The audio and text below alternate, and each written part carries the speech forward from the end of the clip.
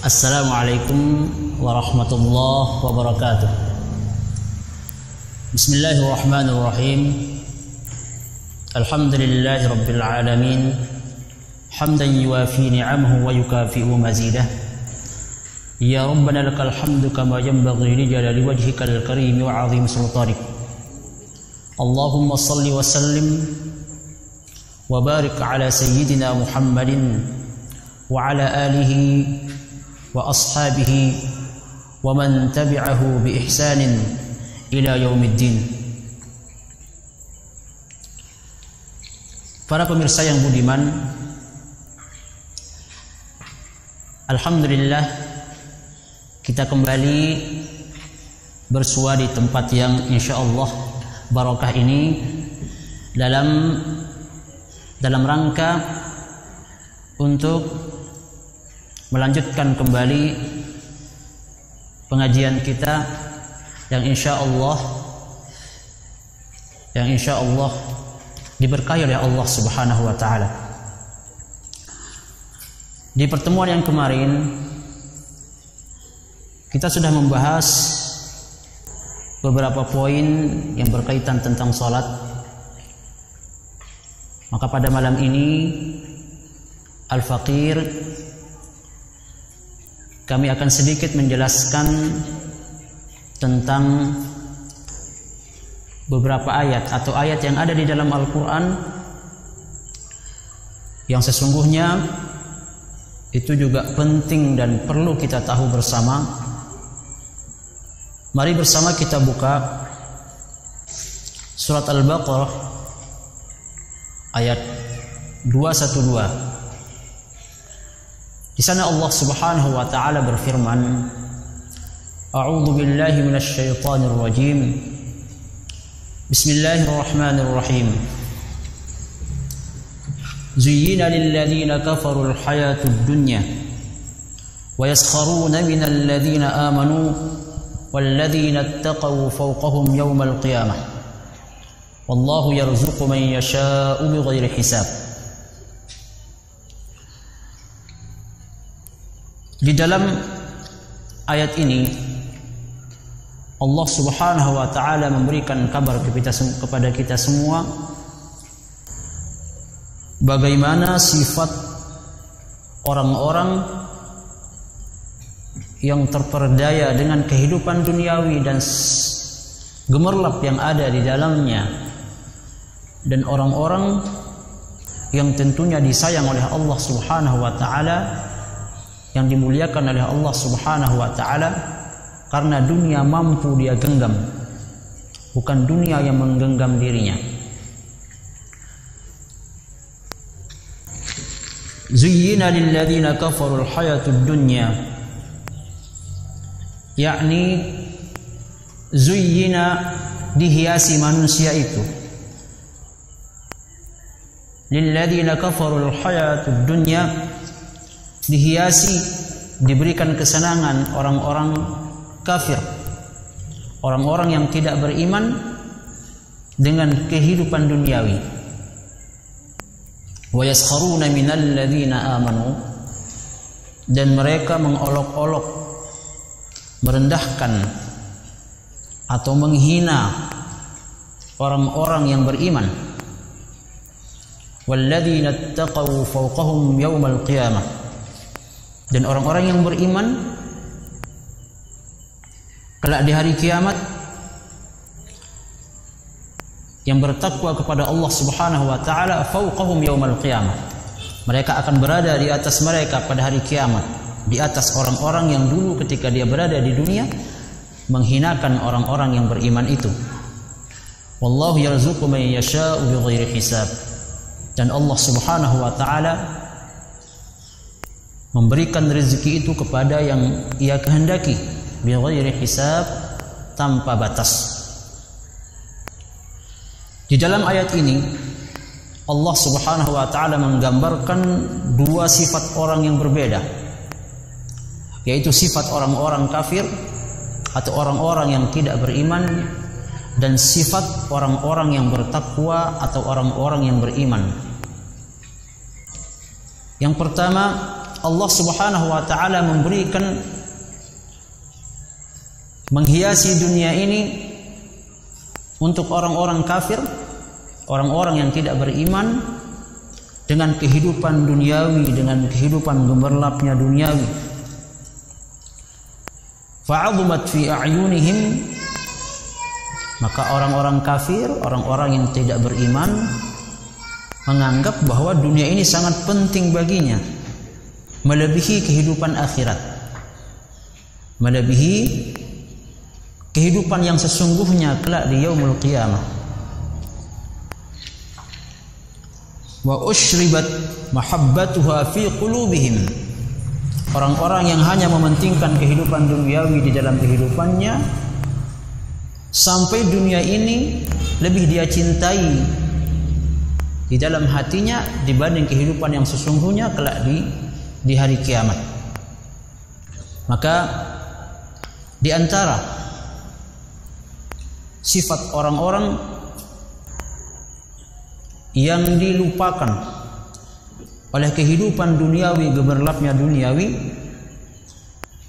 adalah ciri-cirinya, faman kathura maluhu ihtaramuh wa'azzamuh wa waqqaruh. Orang-orang yang hartanya banyak, ini sifat orang-orang yang seperti ini.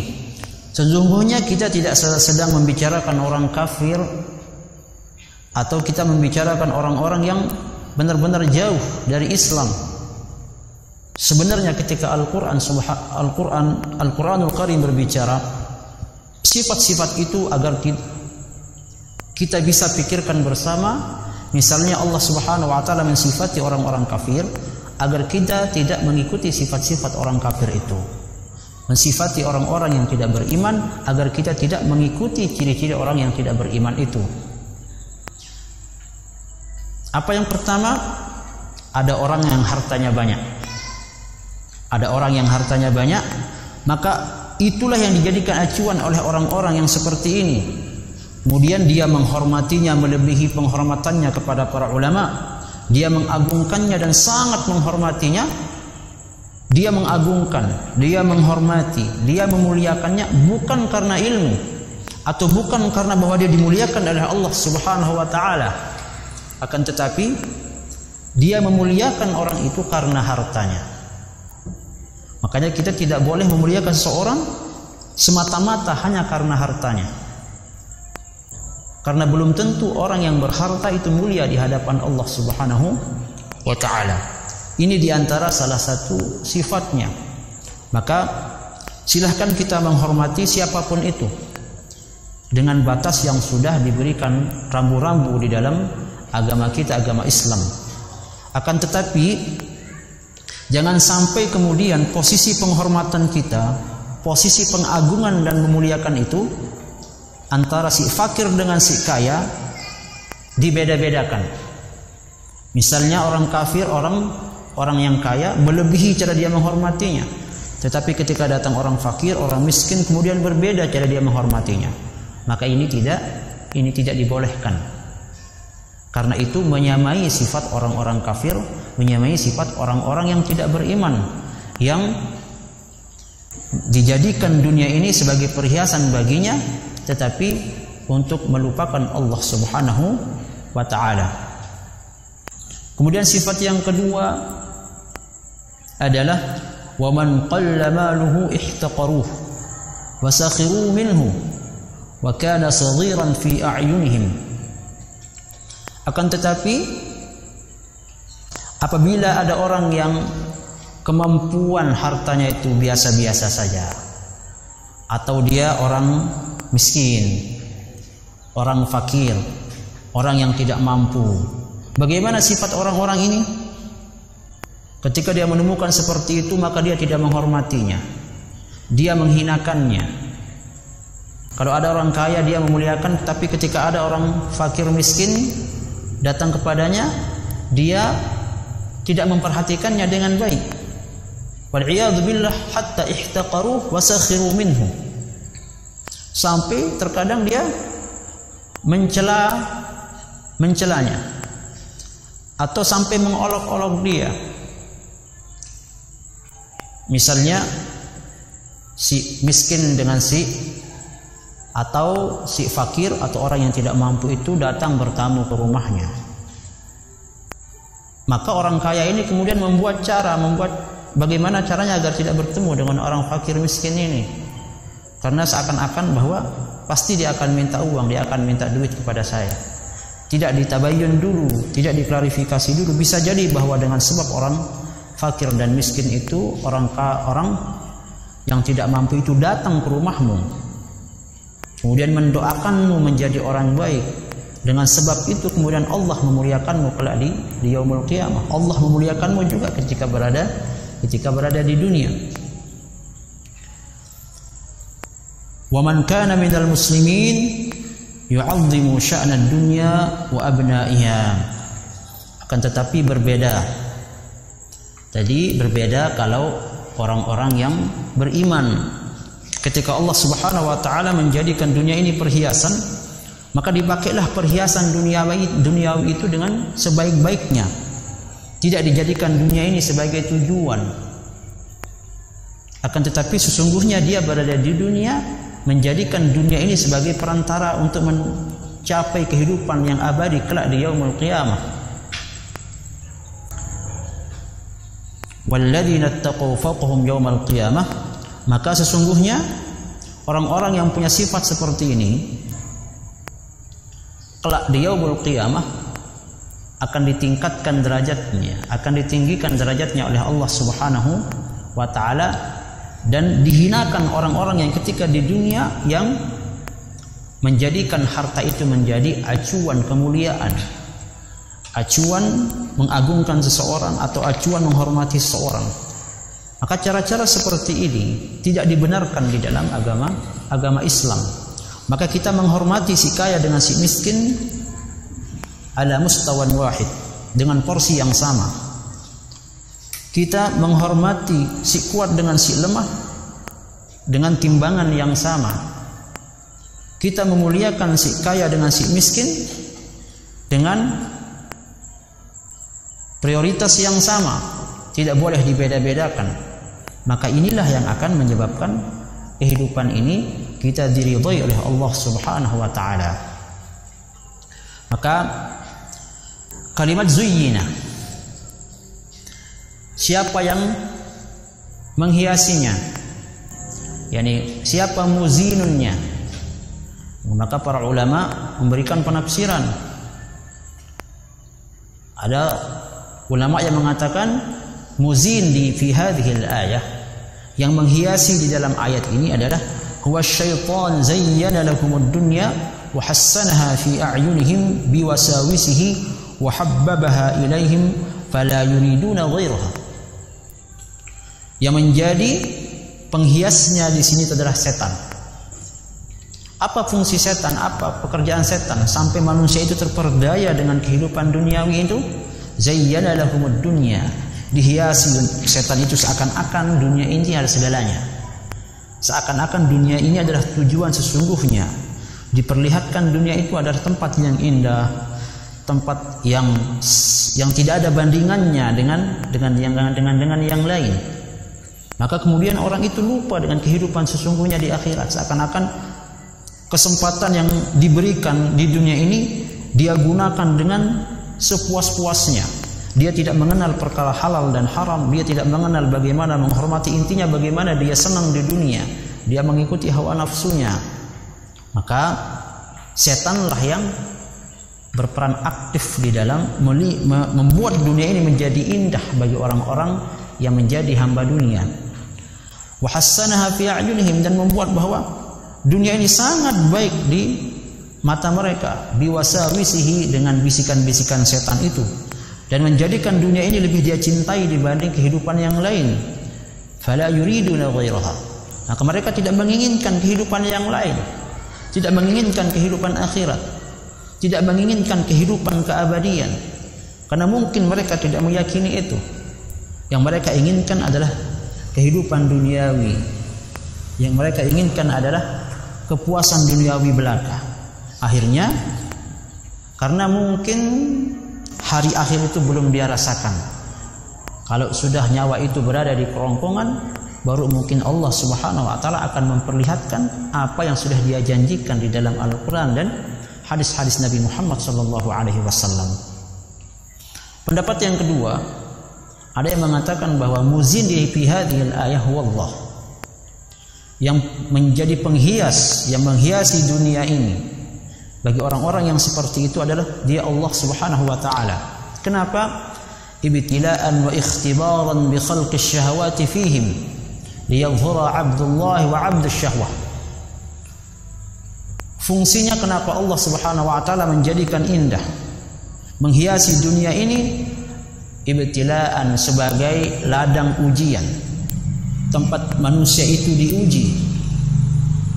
Menguji apa? Menguji syahwat mereka, menguji nafsu-nafsu mereka. Karena nafsu itu bisa jadi nafsu itu menjadi baik, bisa jadi nafsu itu menjadi buruk.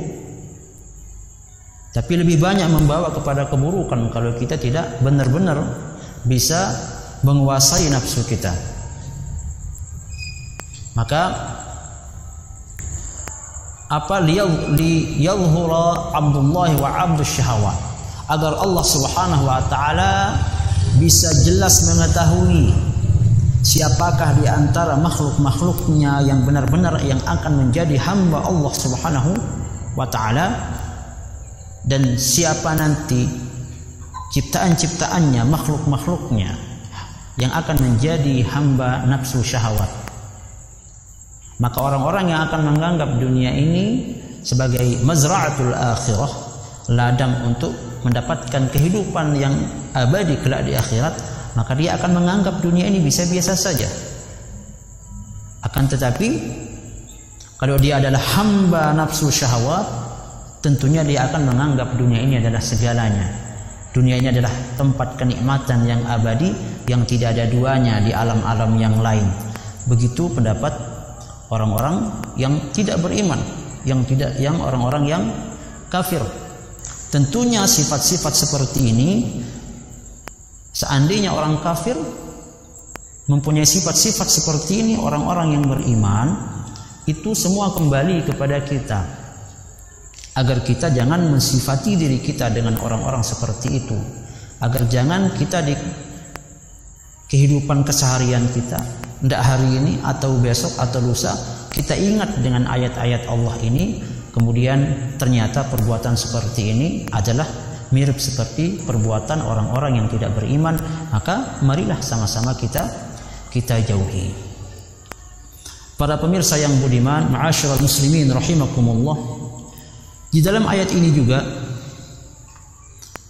akhbar ta'ala an tazyinihi al-hayat ad-dunya lil kafirin alladhina radu biha wa tma'annu ilayha wa jama'u al-amwala wa mana'uha an masarifiha allati umiru biha mimma yurdiyallahu anhum.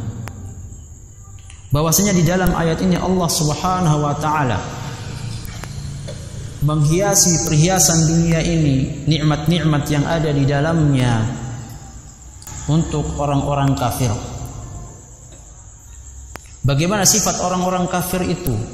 Orang-orang yang tidak beriman itu, alladzina radu biha wa tma'annu ilaiha, mereka tenang dengan kehidupan dunianya, mereka tenang berleha-leha dengan keindahan duniawi, mereka tidak melihat bahwa duniawi ini adalah sebagai mazra'atul akhirah, tapi mereka tenang enteng-enteng saja, tidak pernah merasa bahwa ada tanggung jawab ukhrawi ketika kita dihidupkan oleh Allah Subhanahu wa taala ke atas dunia ini. Kemudian orang-orang kafir di antara ciri-cirinya, orang-orang yang tidak beriman, mereka mengumpulkan harta, mereka mengumpulkan uang. Tapi ketika mereka mengumpulkan uang, mengumpulkan harta itu, mana'uha an masarifiha allati umiru biha, mereka tidak mau mengeluarkan hak-hak orang yang berhak di dalam harta itu, padahal itu adalah perintah Allah Subhanahu wa taala. Kita mencari uang, mengumpulkan harta sebanyak-banyaknya. Ketika harta itu terkumpul, uang itu terkumpul, pasti di dalam harta kita itu ada hak orang fakir miskin, ada hak orang lain di dalam harta yang kita cari dengan cara yang halal itu. Maka orang-orang kafir, orang-orang yang tidak beriman akan mengatakan, loh, ini adalah harta saya, ini adalah uang saya, tidak boleh saya bagikan kepada orang lain.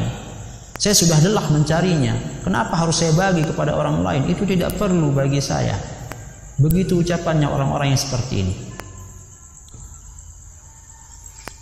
وَسَخَرُوا مِنَ الَّذِينَ آمَنُوا الَّذِي أَعْرَضُوا عَنْهَا وَأَنْفَقُوا مَا حَصَلَ لَكُمْ مِنْهَا فِي طَاعَةِ رَبِّهِمْ وَبَذَلُوا ابْتِغَاءَ وَجْهِ اللَّهِ. Maka ketika mereka berkata seperti itu, sebaliknya kemudian mereka mengolok-olok, mereka merendahkan, banyak mempertanyakan ketika ada orang-orang yang beriman, alladzina a'radu anha, yang tidak mau seperti orang-orang yang tidak beriman itu. Bagaimana posisi orang-orang yang beriman? Orang-orang yang yakin dengan keadilan Allah, dengan janjinya Allah Subhanahu wa taala, pasti mereka akan menafkahkan apa yang sudah mereka dapatkan. Mereka akan menafkahkan apa yang sudah mereka dapatkan. Untuk apa? Li ta'ati Rabbil Izzah. Untuk mentaati Allah Subhanahu wa taala.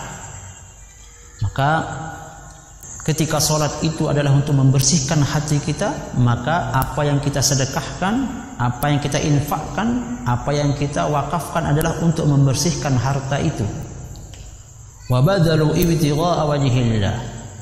Mereka mengeluarkan, mereka mencari harta, mereka mengumpulkan uang sebanyak-banyaknya, kemudian diberikan hak di dalam harta itu kepada orang lain yang berhak menerimanya untuk taat kepada Allah Subhanahu wa taala, dan yang kedua li ibtigha'a wajhillah, ikhlas untuk menuntut ridhonya Allah, untuk karena Allah Subhanahu wa taala. Maka apa yang akan didapatkan oleh orang-orang yang beriman,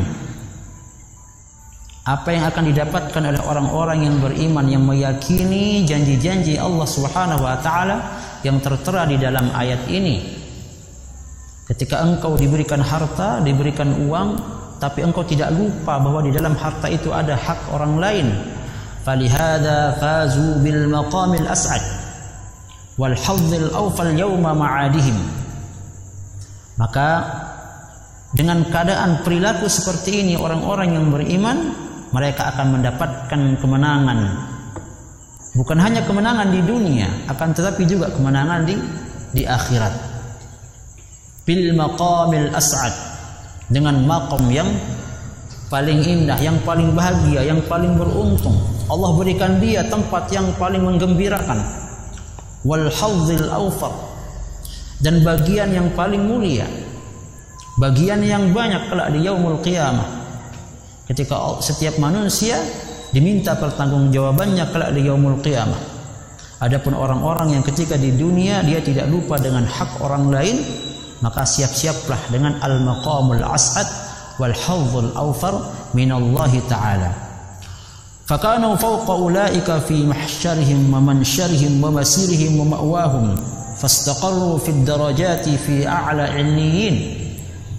Maka setelah Allah Subhanahu wa taala memberikan maqam yang paling tinggi kepada orang-orang yang punya sifat seperti ini, kemudian yang kedua, mereka berada di atas orang-orang yang tadi menghinakan mereka ketika berada di dunia, yang menganggap bahwa uang, harta itu milik mereka dan tidak mau mereka keluarkan kepada orang-orang yang berhak untuk menerimanya. Maka Allah Subhanahu wa taala memberikan mereka derajat yang setinggi-tingginya. Maka Allah akan memberikan kepada mereka derajat yang setinggi-tingginya. Kenapa posisi bahwa bersedekah, atau kita bilang berinfak, atau kita bilang wakaf, atau dengan kalimat-kalimat yang lain, sangat begitu penting di dalam agama Islam. Sampai-sampai pada zaman Abu Bakar dulu, Abu Bakar memerangi orang-orang, tidak cukup hanya dengan perkara salat kemudian tidak mau membayar zakat. Wallah, kata Abu Bakar As-Siddiq, aku akan memerangi orang-orang yang tidak mau membayar zakat walaupun mereka sholat. Berarti ini, dan di dalam Al-Quran ketika Allah Subhanahu wa ta'ala berbicara tentang perkara sholat, biasanya diikut sertakan setelahnya dengan perkara zakat. Wa aqimus shalah wa atuz zakah, wa aqamus shalah wa atuz zakah. Selalu diiringi bahwa sholat itu tidak bisa dipisahkan dengan perkara zakat, dengan perkara yang namanya infak itu. Dia adalah kesatuan yang tidak bisa dipisah-pisahkan. Maka apabila ada orang yang memisahkan antara urgensi sholat dengan urgensi zakat atau infak, maka dari ucapan Abu Bakar, mereka termasuk di dalam ayat-ayat yang seperti ini. Kami teringat kisah dulu ketika Sayyidina Musa rajin beribadah, tiap harinya dia berpuasa, malamnya dia sholat malam, berzikir kepada Allah Subhanahu wa ta'ala. Akan tetapi Allah Subhanahu wa ta'ala mempertanyakan ibadah itu. Wahai Musa, aku tidak butuh dengan sholatmu, kata Allah. Aku tidak butuh dengan puasamu. Aku tidak butuh dengan zikir yang engkau lafazkan, yang engkau adakan, hadirkan di dalam dirimu setiap saat. Apa kata Musa? Ya Allah, aku mengingatmu, aku sudah beribadah kepadamu. Kenapa masih kurang gitu? Apa yang harus aku lakukan sampai aku bisa engkau ridhoi sebagai seorang hamba yang kamil, mutakammil? Maka Allah Subhanahu wa ta'ala memberikan jawaban kepada Nabi Musa. Apabila engkau mempunyai harta, mempunyai uang, sedikit mal, maka bagikan, sisihkan hartamu kepada orang-orang yang berhak untuk menerimanya. Bagikan kepada para fakir miskin. Bagikan sebagian hartamu untuk jalan fi sabilillah. Bagikan sebagian hartamu, banyak ladang-ladang kebaikan infak yang bisa kita lakukan. Bisa untuk membangun pondok pesantren, bisa untuk membangun masjid, bisa untuk membangun tempat-tempat sosial. Intinya hartamu ketika engkau kembalikan untuk kemanfaatan kaum muslimin dengan cara berinfak untuk dakwah kaum muslimin, dakwah fi sabilillah, maka engkau termasuk yang akan mendapatkan orang-orang yang akan mendapatkan ad-darajah fi a'la illiyin, derajat yang setinggi-tingginya kelak di hari kiamat. Maka sesungguhnya Allah Subhanahu wa ta'ala sangat benci kepada orang-orang yang menahan hartanya, tidak mau membagikannya kepada orang lain. Malahan Allah menghinakan mereka walaupun mereka adalah ahli salat, walaupun mereka adalah ahli zikir, walaupun mereka adalah ahli haji atau yang lain-lainnya. Ketika mereka menjadi orang yang bakhil, orang yang pelit, maka tiada guna salat itu, tiada guna puasamu, tiada guna zikir yang engkau sebutkan di dalam dadamu, karena itu adalah sebuah kedustaan. Apa dalilnya? Di dalam Al-Quran Allah mengatakan itu. Ara'aital ladzi yukadzibu bid-din. Apakah engkau tahu siapa orang-orang yang mendustakan agama itu? Bukan saya yang berkata seperti itu. Yang pertama, fadzalikal ladzi yad'ul yatim. Setelah salat, fadzalikal ladzi yad'ul yatim. Mereka adalah orang-orang yang menghardik anak yatim. Wala yahuddu ala ta'amil miskin. Dan mereka tidak memperhatikan makanan orang-orang fakir miskin. Makanya salatmu juga belum sempurna, puasanya belum sempurna, zikirmu belum sempurna, ibadah-ibadahmu yang lain belum sempurna sampai engkau mampu mendermakan sebagian hartamu, menginfakkan sebagian hartamu untuk jalan Allah Subhanahu wa ta'ala. Dan perkara ini banyak dilupakan sekarang oleh kaum muslimin. Mereka mengira sudah menjadi orang mulia dengan banyak salat, banyak berzikir, kemudian melupakan sebagian harta itu ternyata ada hak orang lain. Maka berhati-hatilah. Di antara ciri-ciri orang-orang yang mendustakan agama Islam itu adalah orang-orang yang bakhil, orang-orang yang pelit, Orang-orang yang tidak memperhatikan ketika dia kenyang kemudian tetangganya dalam keadaan lapar. Maka ketika engkau ingin menemukan Allah Subhanahu wa taala, ketika Allah memberikan nasihat kepada Nabi Musa, apabila engkau ingin menemukanku, maka aku berada di dekat orang-orang miskin itu. Aku berada di dekat orang-orang fakir itu. Maka temukanlah aku di sana. Maka ini perlu kita untuk pikirkan bersama. Kita tafakkurkan bersama. Karena Allah Subhanahu wa taala mengatakan apa? Di dalam hadis Nabi Muhammad sallallahu alaihi wasallam, khairun nas anfa'uhum linnas. Sebaik-baik manusia adalah orang yang paling banyak manfaatnya, bukan orang yang paling banyak kata ibadahnya sedalamnya.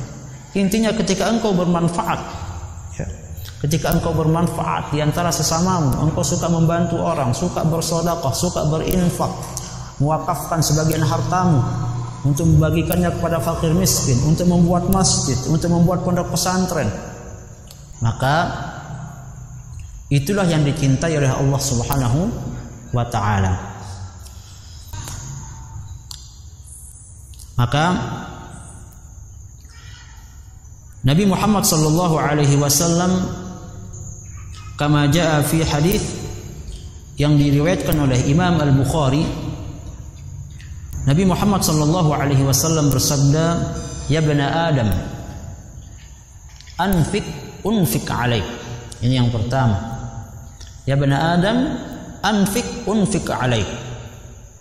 Wahai anak Adam, wahai sekalian manusia, berinfaklah kalian, bersedekahlah kalian, berwakaflah kalian, beramal jariahlah kalian. Ketika itu engkau lakukan, unfik alaik, dan Allah yang berjanji seperti itu, maka aku akan menggantinya kepadamu. Aku juga akan mengembalikan apa yang engkau nafkahkan kepadamu. Tentunya ketika kita memberikan uang, ketika kita mendermakan harta, bukan berarti kemudian Allah mengembalikan harta dalam bentuk yang sama. Tidak. Bisa jadi Allah memberikan kepada kita, mengembalikan apa yang sudah kita berikan kepada orang lain dengan ikhlas lillahi ta'ala dalam bentuk yang terbaik. Bukan seperti apa yang kita inginkan, tapi ketika engkau berderma, ketika engkau berinfak, bersedekah, Allah membalas sedekahmu dengan balasan yang terbaik, bukan menurut apa yang engkau inginkan. Karena belum tentu apa yang kita inginkan itu adalah yang terbaik. Tetapi Allah Subhanahu wa taala sudah pasti tahu mana yang terbaik buat kita. Itu diawali oleh kita membagi sebagian harta kita kepada orang lain. Makanya Nabi Muhammad bersabda, unfik alaik. Kemudian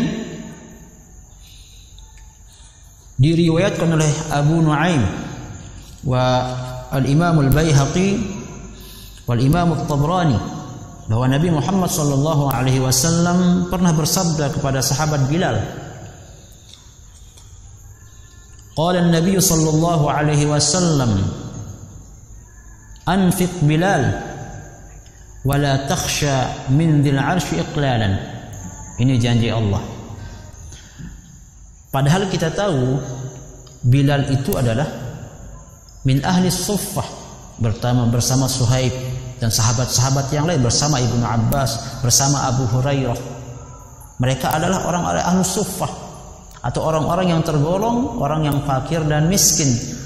Tetapi kemudian kenapa Nabi Muhammad sallallahu alaihi wasallam memerintahkan Bilal untuk berinfak padahal dia orang yang tidak mampu?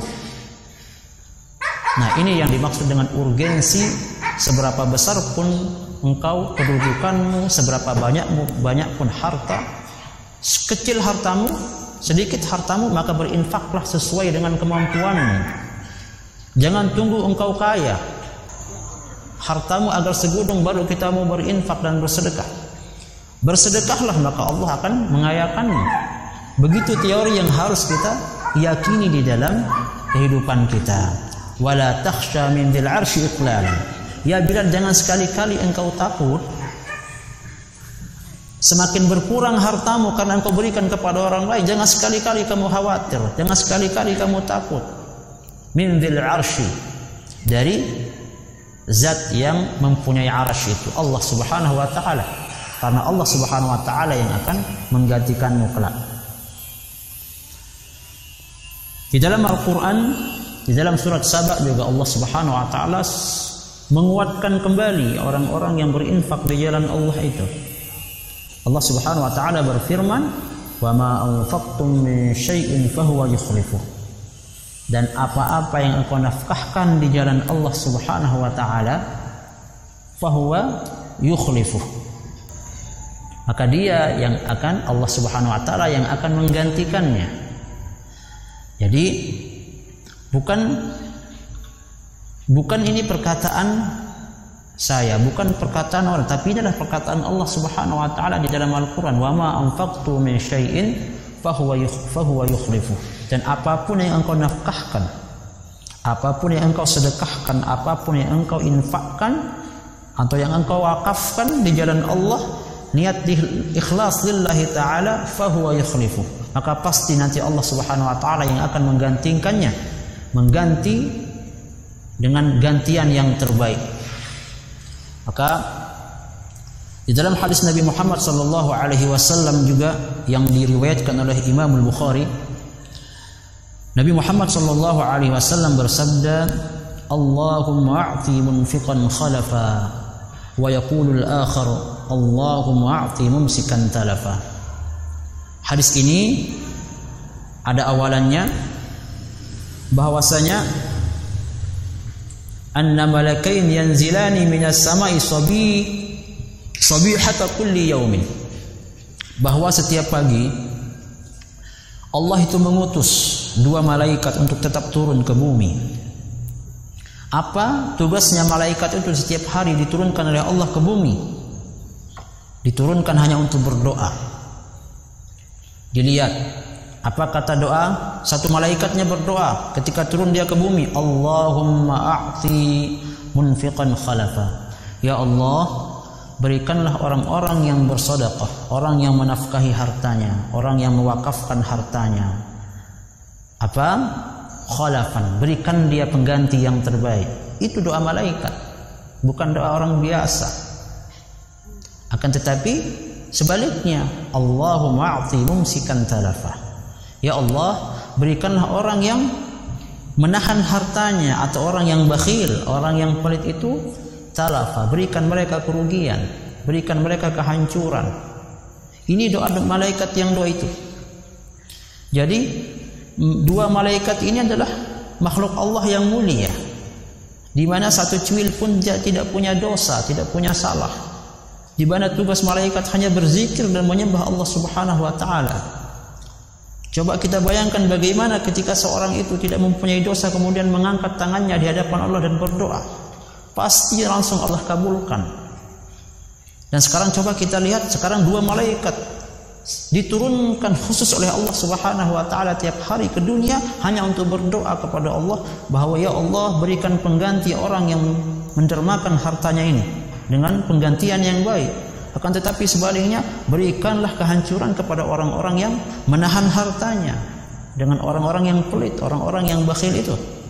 Maka Allah tidak akan menolak doa seorang para malaikat karena mereka dimuliakan oleh Allah Subhanahu wa taala. Maka ini menjadi poin penting bagi kita agar kita jangan sekali-kali melupakan apa yang sudah diberikan oleh Allah Subhanahu wa taala. Kemudian dunia ini kita jadikan tujuan akhir dengan cara kita memegang harta kita, kita menahan harta kita, tidak kita berikan, kita berusaha menabung. Karena Allah Subhanahu wa taala di dalam hadis yang diriwayatkan oleh Imam Muslim bahwa Nabi Muhammad sallallahu alaihi wasallam pernah bersabda, Yaqulu ibnu Adam, mali, mali, mali. Besok di hari kiamat, manusia yang menyesal itu mengatakan apa? Hartaku, hartaku ketika ada di dunia. Istilahnya, ternyata hartanya tidak berguna. Dia meratapi hartanya. Hartaku, hartaku. Hartanya membuat dia semakin berat ketika berada di akhirat. Apa kata Allah Subhanahu wa taala? Wa hal laka min malika illa ma akalta fa afnait. Apa jawabannya? Apakah engkau mempunyai harta sekarang? Mana harta-hartamu yang dulu ketika berada di dunia yang tidak engkau infakkan, yang tidak engkau nafkahkan? Mana harta-hartamu yang dulu? Tak terlihat, sudah hilang. Illa ma akalta fa afnait. Kecuali hartamu sesungguhnya adalah apa yang engkau sudah makan, maka apa yang engkau makan sudah habis. Wa ma labista fa ablait. Dan hartamu itu adalah apa yang kamu pakai, tetapi apa yang kamu pakai itu juga sudah rusak. Akan tetapi wa ma tasaddaqta fa amdaita. Apa yang engkau sedekahkan, apa yang engkau infakkan di jalan Allah, fa amdaita, maka itu yang akan tetap ada, yang tidak akan hilang, yang tidak akan hancur. Wa ma siwa dzalika fadhahibun wa tarikuhu linnas. Selain daripada yang tiga ini, itu sebenarnya harta kita, rezeki kita yang tiga itu saja, tidak ada yang keempat. Karena yang keempat itu untuk orang lain, untuk ahli waris kita, untuk anak-anak, untuk istri, untuk orang-orang yang kita tinggalkan. Ketika kita masuk ke dalam kubur, maka harta yang sesungguhnya yang kita punya itu ketika kita berada di dunia itu hanya tiga. Dua yang tidak ada artinya, satu yang tersisa yang akan menyelamatkan kita di alam barzakh dan di yaumul qiyamah. Harta kita apa yang kita makan, rezeki kita. Tapi apa yang kita makan kan sudah habis. Apa yang kita pakai ini adalah harta kita. Tapi nanti juga ini akan rusak. Tapi apa harta yang kau sedekahkan, yang engkau infakkan, itu akan abadi. Itu akan abadi. Apa yang engkau wakafkan itu akan abadi. Istilahnya, inilah tabungan sesungguhnya. Kita hidup di dunia ini adalah kesempatan yang emas untuk kita lakukan. Apabila engkau ingin melihat hartamu engkau dapatkan, maka tabunglah dari sekarang. Di mana tempat saya mau menabung? Tabunglah hartamu itu kepada orang-orang fakir. Tabungkan hartamu kepada orang-orang miskin. Tabungkan hartamu kepada orang-orang yang untuk membuat masjid. Tabungkan hartamu di pondok-pondok pesantren. Tabungkan hartamu di surau-surau. Tabungkan hartamu untuk membeli Al-Quran dan engkau bagikan kepada orang. Tabungkan hartamu dengan membuat galian sumur. Tabungkan hartamu pada hal-hal yang memberikan kemanfaatan kepada manusia. Maka ketika ini kita sadari dengan sebenar-benarnya, maka sesungguhnya itulah harta kita yang abadi, yang akan kita lihat dan kita dapatkan dengan sebenar-benarnya nanti ketika di yaumul qiyamah. Maka untuk mengakhiri pertemuan kita malam ini, kesimpulan di dalam ayat ini surat Al-Baqarah ayat 202 ini adalah memberikan kabar bahwa dunia ini adalah dihiasi dengan segala gemerlap dan nikmat yang ada di dalamnya. Tapi kalau kita mengikuti sifat orang-orang kafir, orang-orang yang beriman, tentunya akan mengatakan bahwa cukup hanya di dunia, saya tidak butuh akhirat. Tetapi sebaliknya orang-orang yang beriman, percaya dengan janji Allah Subhanahu wa taala, tentu dia akan mengatakan bahwa harta ini adalah titipan Allah Subhanahu wa taala. Ini adalah pemberian Allah Subhanahu wa taala. Maka jikalau pemberian Allah ini ingin kembali kepadaku kelak di yaumul qiyamah, maka harta ini harus saya kembalikan kepada kemanfaatan kaum muslimin. Saya kembalikan kepada fakir miskin, saya kembalikan kepada anak yatim, saya kembalikan kepada masjid, saya kembalikan kepada pondok pesantren, saya kembalikan kepada hal-hal yang manfaat kepada kaum muslimin. Maka untuk mengakhiri ini, Nabi Muhammad SAW pernah bersabda yang diriwayatkan oleh Imam Ahmad di dalam musnadnya. Nabi Muhammad bersabda, "Ad-dunya darun man la dara lahu, wa malun man la mala lahu, wa laha yajma'u man la aqla lahu." Bahwasanya dunia ini digambarkan oleh Allah Subhanahu, bahwasanya dunia ini digambarkan oleh Rasulullah sallallahu alaihi wasallam adalah rumah bagi orang yang tidak mempunyai rumah. Apa itu rumah bagi orang-orang yang tidak mempunyai rumah? Orang-orang yang punya harta banyak, kedudukan, uang banyak, akan tetapi dunia ini sesungguhnya adalah fata morgana. Rumahmu yang ada di dunia ini adalah fata morgana. Tidak akan engkau temukan nanti di akhirat. Maka dunia ini bagi orang-orang yang melupakan akhirat adalah rumah di mana besok di hari kiamat dia tidak akan mempunyai rumah. Wa malun man la mala lahu. Dunia ini juga diibaratkan seperti orang yang punya harta. Orang yang mempunyai harta seperti harta bagi orang-orang yang tidak mempunyai harta. Dia banyak di dunia, dia punya harta, dia punya duit banyak, dia pakai untuk poya-poya, dia tidak memberikan hak kepada orang-orang yang berhak menerimanya. Maka kelak di dunia, di akhirat dia akan menjadi orang yang paling miskin.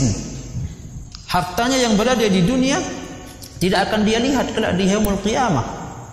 Maka dia diibaratkan malun man la mala lahu. Adalah harta untuk orang-orang yang tidak mempunyai harta. Dia akan menjadi miskin semiskin-miskinnya besok di hari kiamat. Walaha yajma'u man la aqla lahu. Dan orang yang hanya disibukkan dengan harta duniawi kemudian melupakan perintah Allah Subhanahu wa taala yang tertera di dalam Al-Qur'an dan hadis Nabi Muhammad sallallahu alaihi wasallam, disibukkan hanya untuk mengumpulkan harta dan uang, man la aqla lahu. Hanya terhadap orang-orang yang tidak mempunyai akal. Diibaratkan seperti hewan, gitulah jadinya. Diibaratkan seperti hewan karena dia hanya sibuk mencari duniawi, uang dan harta, uang dan harta, uang dan harta. Tanpa uang dan harta saya tidak bisa hidup. Seakan-akan dia menafikan keadaan Allah Subhanahu wa taala di dalam kehidupannya.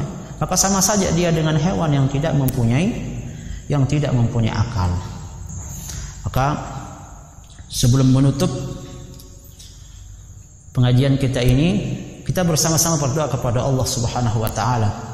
Mudah-mudahan kita termasuk orang-orang yang beriman, yang akan mendapatkan derajat yang setinggi-tingginya di hadapan Allah Subhanahu wa taala pada di hari kiamat.